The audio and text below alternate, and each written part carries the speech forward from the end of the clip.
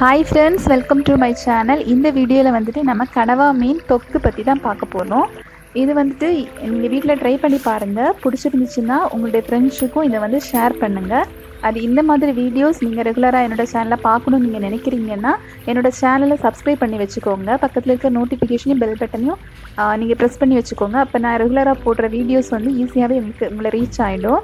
அப்புறம் ஃப்ரெண்ட்ஸ் வந்துட்டு I'm very sorry, நான் இதில் மீன் வாஷ் பண்ணுற வீடியோ வேறு நான் ரெக்கார்ட் பண்ணியிருந்தேன். ஆனால் எப்படியோ அது மிஸ் ஆகிடுச்சு. அந்த வீடியோ இல்லை, ரெக்கார்ட் ஆகலையா என்னன்னு தெரியல. இதிலேருந்து தான் ரெக்கார்ட் ஆகிருக்கு. நான் வெரி சாரி. நெக்ஸ்ட் டைம் நான் வந்துட்டு வாஷ் பண்ணுற வீடியோஸ் முடிஞ்சு அப்லோட் பண்ணுறேன். அப்புறம் நான் இது ரிங் ஷேப்பில் தான் கட் பண்ணியிருக்கேன். நீங்கள் என்ன ஷேப்பில் வேணாலும் கட் பண்ணிக்கலாம். என்ன ஷேப்பில் கட் பண்ணாலுமே மீனுக்கு உள்ளாடி நம்ம ரிங் ஷேப்னா உள் சைடு அவுட்டாக எடுத்து கூட நம்ம க்ளீன் பண்ணணும். ஏன்னா நிறையவே அதுக்குள்ளாடி அழுக்கு இருக்கும். இந்த மாதிரி ஒவ்வொரு பீஸாக எடுத்து நீங்கள் நல்லா க்ளீன் பண்ணிக்கோங்க. ஒழுங்காக க்ளீன் பண்ணும்போது தான் இந்த மீன் வந்துட்டு நல்லாயிருக்கும். இல்லை அப்படி சரியாக பண்ணலைன்னா டேஸ்ட் அவ்வளவா இருக்காது. ஓகே, இப்போ நம்ம வந்துட்டு இதுக்கு என்ன பொருட்கள் தேவைன்னு சொல்லி வீடியோக்குள்ளே போய் பார்க்கலாம் வாங்க. கடவா மீன் நல்லா வாஷ் பண்ணி எடுத்து வச்சுக்கோங்க. அப்புறம் தாளிக்கிறதுக்கு 2 டேபிள் ஸ்பூன் அளவுக்கு ஆயில், 1/4 டேபிள் ஸ்பூன் அளவு சோம்பு, கறிவேப்பிலை, சின்ன வெங்காயம் 25 பொடியை நறுக்கி வச்சுக்கோங்க. தக்காளி ஒரு 2 பொடியை நறுக்கி வச்சுக்கோங்க. 2 டேபிள் ஸ்பூன் அளவுக்கு வத்தல் பொடி காரத்துக்கு ஏற்ப நீங்கள் சேர்த்துக்கோங்க. 1 டேபிள் ஸ்பூன் மல்லிப்பொடி, 1/4 டேபிள் ஸ்பூன் மஞ்சள் பொடி, 1/2 டேபிள் ஸ்பூன் நல்ல மிளகு பொடி, 1/4 டேபிள் ஸ்பூன் கரம் மசாலா, உப்பு தேவையான அளவுக்கு. அப்புறமா நீங்கள் ஸ்டவ்வை பற்ற வச்சுட்டு ஒரு சட்டி அல்லது கடா எது வேணாலும் எடுத்துக்கோங்க. அது சூடானதுக்கு அப்புறமா 2 டேபிள் ஸ்பூன் அளவுக்கு எண்ணெய் சேர்த்துடலாம்.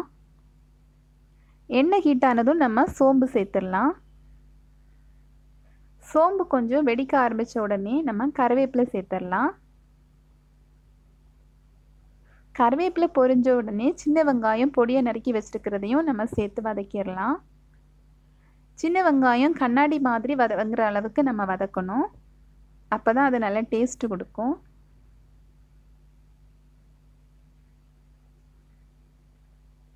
இப்போ கொஞ்சமாக உப்பு சேர்த்து வதக்கலாம், சீக்கிரமாக வதங்கும்.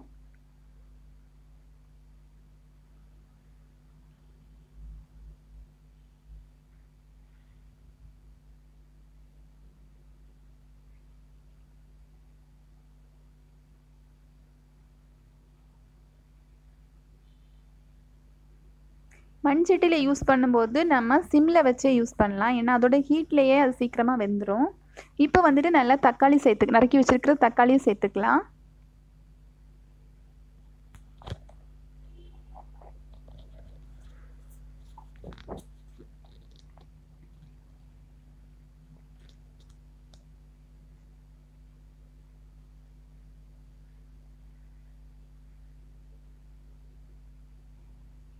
ஓகே, இப்போ நல்லா வதங்கிடுச்சு.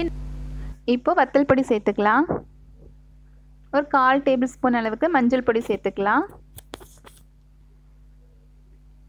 1 டேபிள் ஸ்பூன் அளவுக்கு மல்லிப்பொடியும் சேர்த்துக்கலாம். குழம்பு மசாலா பொடி கூட நம்ம சேர்த்துக்கலாம்.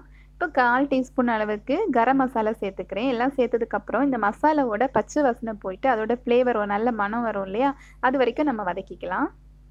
ஓகே, இப்போ நல்லா வதங்கிடுச்சு. இப்போ வந்துட்டு இஞ்சி பூண்டு பேஸ்ட்டு நம்ம சேர்த்துடலாம்.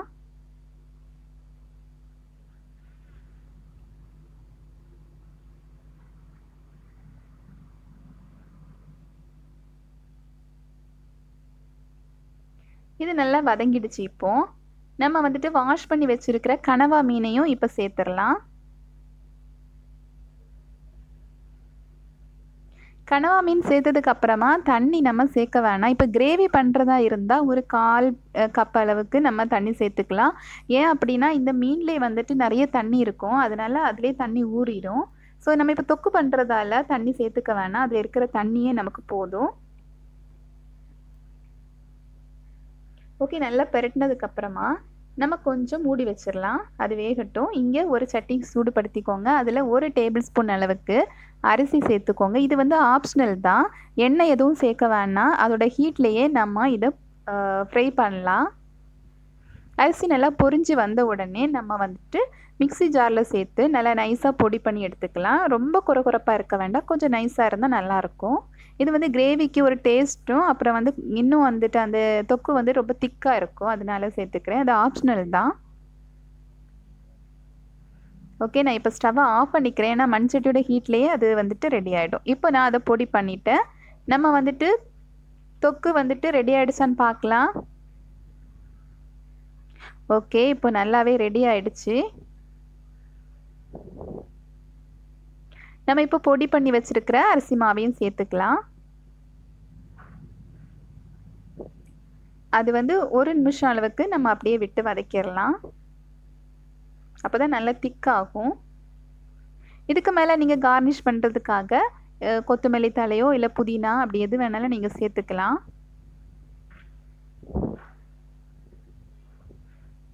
நான் கருவேப்பிலை சேர்த்துருக்கேன். ஃப்ரெண்ட்ஸ், அப்புறமா வந்துட்டு நம்ம ஒரு நல்ல மிளகு பொடி வந்துட்டு லாஸ்ட்டாக நம்ம சேர்த்துக்கலாம். அது வந்து நல்ல ஃப்ளேவர், அழகாக நல்ல டேஸ்ட்டாக நல்ல மணமாக இருக்கும். உங்களுக்கு இப்படி பிடிக்கலைன்னா நீங்கள் மசாலா சேர்த்துக்கும் போதே நீங்கள் சேர்த்துக்கலாம். ஓகே, இப்போது நம்மளோட சூப்பரான சுவையான கனவா மீன் தொக்கு ரெடி ஆகிடுச்சு ஃப்ரெண்ட்ஸ். நீங்கள் இதை கண்டிப்பாக வீட்டில் ட்ரை பண்ணி பாருங்கள். உங்கள் ஃப்ரெண்ட்ஸுக்கும் இதை ஷேர் பண்ணுங்கள். இந்த மாதிரி இன்னும் நான் போடுற வீடியோஸ் வந்து உங்களுக்கு ஈஸியாக கிடைக்கும்னு நீங்கள் நினைக்கிறீங்கன்னா என்னோடய சேனலை வந்து சப்ஸ்கிரைப் பண்ணிக்கோங்க. நோட்டிஃபிகேஷன் பெல் பட்டனையும் ப்ரெஸ் பண்ணி வச்சுக்கோங்க. அப்போ தான் நான் எப்போ எல்லாம் வீடியோ போடுறேனோ அது உங்களை ஈஸியாகவே ரீச் ஆகும். ஓகே, இது வரைக்கும் என்னோடய வீடியோவை நீங்கள் பொறுமையாக பார்த்ததுக்கு ரொம்ப தேங்க்ஸ் ஃப்ரெண்ட்ஸ்.